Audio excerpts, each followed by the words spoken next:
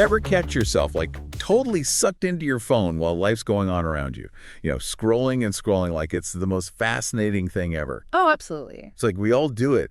But then I start to wonder, what am I missing out on in those moments? And that's exactly what we're diving into today with Jedidiah Bila's book, #DoNotDisturb, How I Ghosted My Cell Phone to Take Back My Life. And Bila really nails it right from the start, Yeah. that feeling of being surrounded by people, but still feeling totally disconnected. Okay, tell me more about that. Well, she describes this scene, right? She's at a cafe, it's bustling, everyone's glued to their screens, except for this one older couple. They're just completely engrossed in each other, like the rest of the world doesn't even exist. And it makes you think, like, what's so captivating on those screens that we're missing out on actual human connection? Right.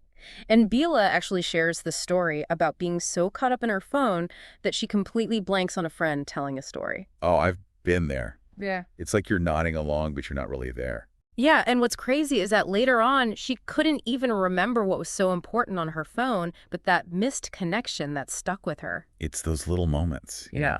those missed opportunities for real connection that can really add up over time. Exactly.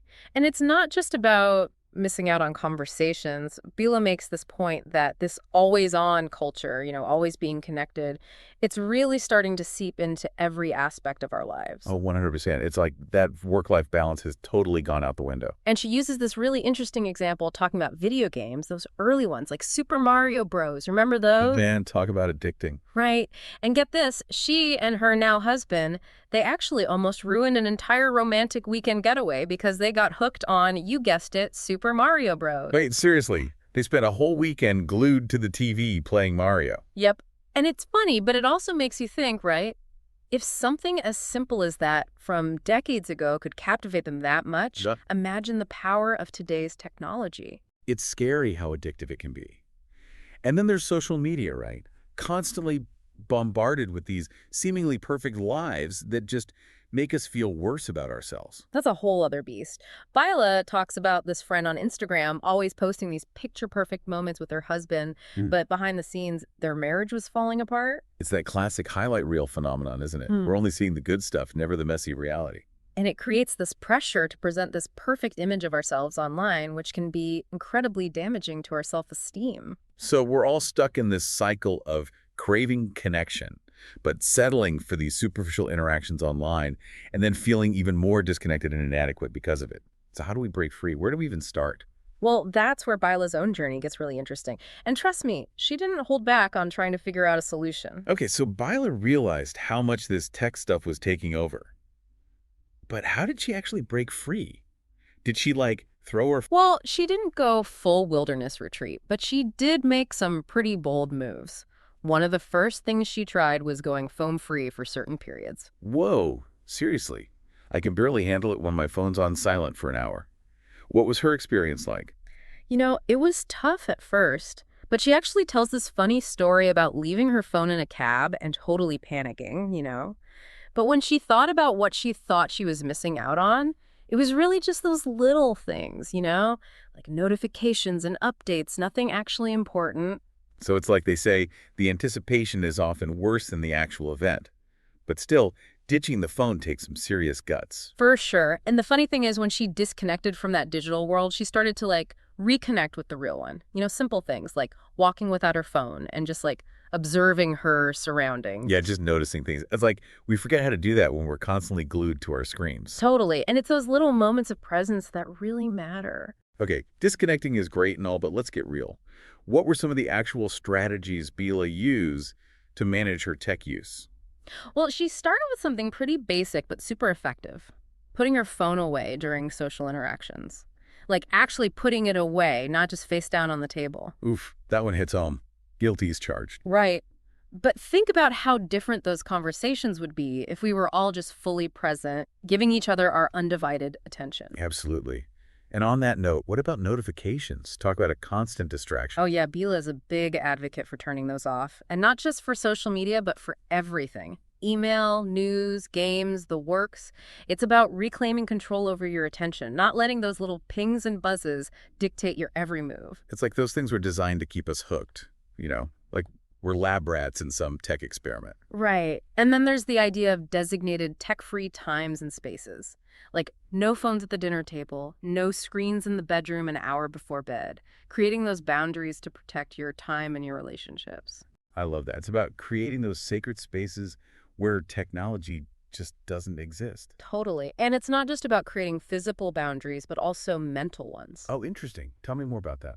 Well, Bela talks about this concept of tech tunnel vision, is that feeling of being stuck in your own little tech bubble, constantly comparing yourself to others online, and losing sight of your own values and goals. Oh my gosh, yes. Yeah. That's so real. It's like you get so caught up in the online world that you forget what's important in the real one. Exactly. And that's where those internal boundaries come in.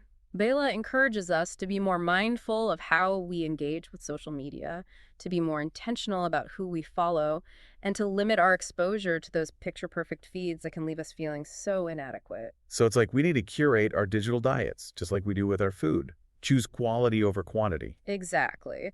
And sometimes, just like with food, we need a total detox. Bela found that doing things that forced her to be fully present, things that got her out of her head and into her body, were super helpful in combating that tech tunnel vision. Like, well, give me some examples. Well, she talks about rediscovering her love of roller skating. And not the cool inline kind, but the old school kind with four wheels. She realized that it took so much focus and balance that she couldn't help but be totally present in the moment. It was like moving meditation. Interesting. So it's not just about the activity itself, but about choosing something that challenges you, that forces you to be fully engaged. Exactly. And it's about finding those things that bring you joy, that remind you of who you are outside of your digital identity. It could be gardening, painting, playing an instrument, anything that lights you up and grounds you in the present moment. It's about finding that balance, right? Between the digital and the physical, the virtual and the real. Reclaiming our humanity in this increasingly tech-driven world. But what does that even look like? How do we go beyond just individual actions and create a society that prioritizes human connection and well-being over constant connectivity? So we've talked about how tech can take over in some ways to, like, reclaim our attention and our lives. But I'm curious, what's Billa's big picture vision? Can we actually create a world where tech and humanity, like, coexist in a healthy way? That's the big question, right? And Billa seems to think so. It's not about ditching tech altogether, but more about making sure it serves us, not the other way around. Okay, so less robots taking over, more tech as a force for good. But how do we even begin to shift things in that direction? It can feel pretty overwhelming. For sure. And Billa really emphasizes this idea of like cultivating genuine connection and empathy, not just in person, but online too. I feel like that's something we could all use a little more of these days. Especially with all the negativity and division online, it can be hard to remember there's a real person behind that screen. Absolutely. It's easy to get caught up in those like online arguments and forget that we're actually interacting with other human beings. Right. It's like we lose that sense of, I don't know, basic human decency sometimes when we're online. Totally. And Bila challenges us to think about our online interactions with the same intention we bring to our offline relationships. Like, imagine if we approached every comment, every post, with a genuine desire to understand, rather than just, like, prove our point or win an argument. Wow, that would be a game changer. It's like, what if we treated online spaces more like actual communities, with respect and empathy, instead of just battlegrounds for, like, internet points? Exactly. It's about recognizing the humanity on the other side of the screen, remembering that there are real people with real feelings behind those avatars and usernames. It's about fostering a sense of shared humanity, even when you're just interacting through screens. And I think that ties into Bila's whole vision of technology serving humanity, right? Yeah. Using it to connect with people in a meaningful way, to build bridges instead of walls. Right. It's about leveraging the power of technology for good, using it to amplify our values, to learn and grow and create things we never could before. And ultimately, it comes down to that question Bila asks. What one small step can you take today to reclaim your attention and live a more present, fulfilling life? It's such a powerful question because it reminds us that we have the power to change our relationship with technology, starting right now. It doesn't have to be some big dramatic gesture, right? It could be as simple as putting your phone away during dinner or taking a walk without headphones or just, really listening to someone without checking your notifications every 5 seconds. Exactly. It's about finding those small, practical steps that work for you and building from there. And remember, you don't have to do it alone.